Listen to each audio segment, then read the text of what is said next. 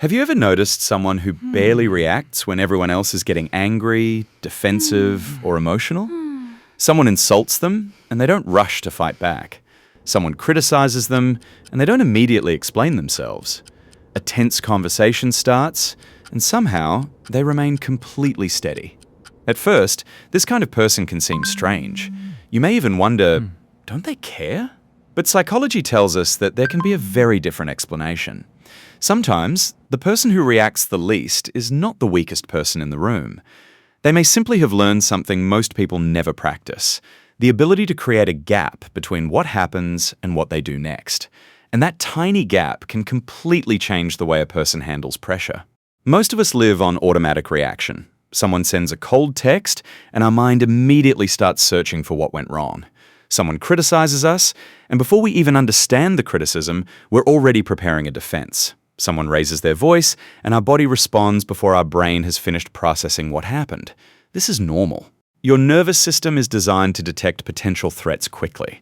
The problem begins when every uncomfortable moment gets treated like an emergency.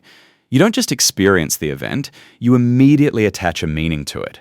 They don't respect me, they think I'm stupid, I need to prove myself. And once that meaning appears, emotion follows. The argument may last 5 minutes, but your nervous system can keep replaying it for hours. The calm mind thinks differently. This is where emotionally composed people behave differently. They don't necessarily have fewer emotions. They often have a better relationship with those emotions. Instead of immediately asking, how do I respond? They create a moment to ask, what is actually happening here? That question sounds simple, but it changes everything. Imagine your manager sends you a short message saying, we need to talk tomorrow. One person immediately thinks, I'm in trouble. I must have done something wrong.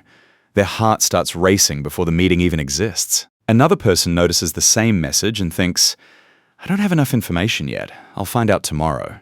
The event is identical. The interpretation is different. And that difference can completely change the emotional experience. This ability is closely connected to what psychologists call cognitive reappraisal, changing the way you interpret a situation so that your emotional response becomes more manageable.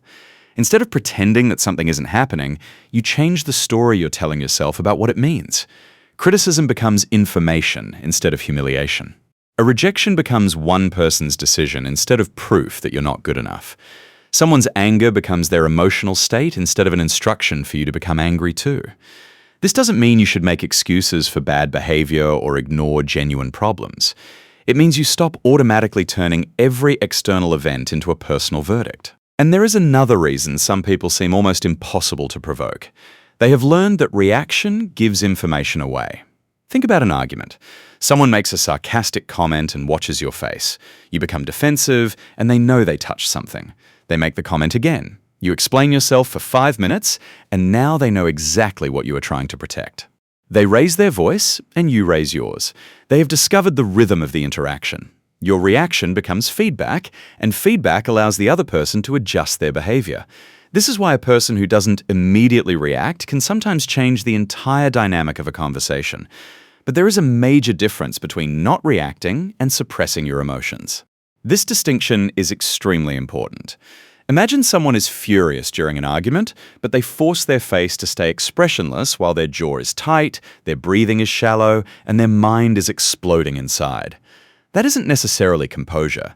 It's emotional suppression. The emotion hasn't disappeared. It has simply been pushed behind a locked door. Genuine emotional regulation is different. You notice the anger. You understand it. You allow yourself to feel it without immediately allowing it to control your behavior. The goal isn't to become emotionless. The goal is to become the person who decides what happens next. Why calm people make others uncomfortable. This is also why genuinely calm people can sometimes make highly reactive people uncomfortable. When someone expects a reaction and doesn't receive one, their usual social feedback disappears. Imagine someone trying to provoke you with an insult. They expect anger, an explanation, or a defensive response. Instead, you take a breath and calmly say, I understand what you're saying. Suddenly, there is nothing for the argument to feed on. The other person may repeat themselves, become louder, or try a different approach. Not because calmness is some magical form of power, but because the normal emotional feedback loop has changed. They can no longer easily predict which button will produce which reaction. However, there is a hidden danger here. Some people discover this idea and turn it into a performance. They start believing they must never react, never show emotion, never explain themselves, and never admit that something hurt them. They become obsessed with appearing unreadable. But that isn't emotional strength. If you're constantly monitoring your face, controlling your voice, and thinking, "I must not let them see that this affected me," you're still allowing the other person to control you. Your attention is still trapped inside their behavior. Real composure means their actions don't automatically decide your internal state or your next move. So how do you actually become less reactive? Start with one simple practice. Delay the response. The next time you receive an irritating message or hear something that triggers you, don't answer immediately. Give yourself one slow breath. Not 10 minutes, not an hour. Just one deliberate pause. During that pause, notice what your mind is trying to do. Is it trying to defend your ego? Is it trying to prove something? Is it predicting the worst possible outcome? You don't have to fight those thoughts, just notice them. That small pause begins separating the emotion from the action. Facts versus interpretations. The second practice is to change the question. When something upsetting happens, your automatic question may be, "Why are they doing this to me?" Try replacing it with, "What do I actually know right now?" This prevents your brain from filling missing information with assumptions. If someone doesn't reply to your message, you don't actually know that they're ignoring you. If someone looks serious when you're speaking, you don't know that they dislike you. If your boss gives you criticism, you don't automatically know that your career is in danger. The brain hates uncertainty, so it creates stories. Composed people learn to recognize the difference between facts and interpretations. The third practice is physical. Your mind and body constantly influence each other.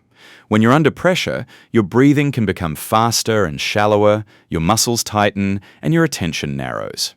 Before responding in a tense situation, deliberately slow your breathing and make your exhale comfortable and slightly longer than your inhale. You are not trying to magically erase the emotion. You're giving your body a signal that you don't need to act immediately. Over time, practicing controlled breathing can make it easier to create that pause when pressure arrives. Learn to sit with silence. The fourth practice is learning to tolerate silence. This sounds easy until you actually try it. Someone asks you a difficult question, and instead of filling the silence instantly, you take a second and think. Someone makes an accusation, and instead of defending yourself with 10 sentences, you decide whether a response is even necessary. Silence isn't automatically confidence, and talking isn't automatically weakness.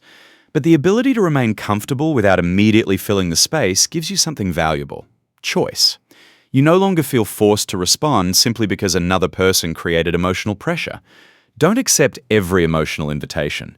There is also a powerful rule to remember. You don't have to attend every emotional invitation you're given.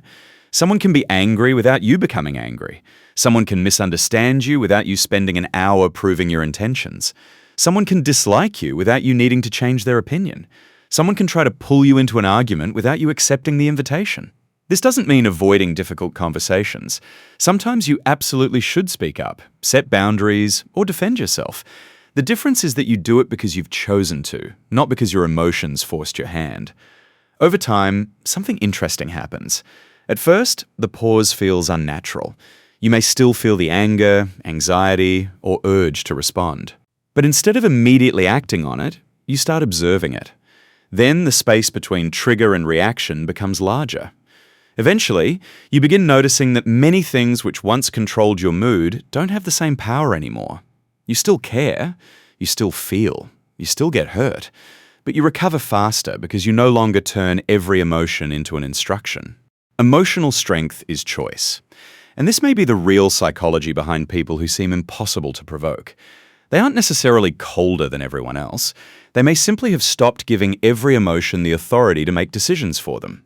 Their calm isn't a wall hiding everything inside. It's a filter. Information comes in. Emotion appears. Then judgment gets a chance to speak before action happens. That is a very different kind of strength. So the next time someone tries to trigger you, remember this. The first emotion you feel is not always the decision you need to make. You can pause. You can breathe. You can question your interpretation. You can choose your response. And sometimes, the most powerful thing you can do isn't saying the perfect sentence. It's refusing to let someone else's emotional state become your emotional state. The real meaning of composure. Because real emotional strength isn't about becoming impossible to hurt. It's about becoming difficult to control. And the moment you stop reacting, automatically, you begin taking something back that you may not have realized you were giving away every day. Control over your own attention, your own behavior, and your own peace. This is Veltrix Mind. If you've ever realized after an argument that you said something you didn't actually mean, you're not alone. The next time you feel that reaction building, create the smallest gap you can. One breath, one question, one choice. Sometimes, that tiny moment is where emotional control begins.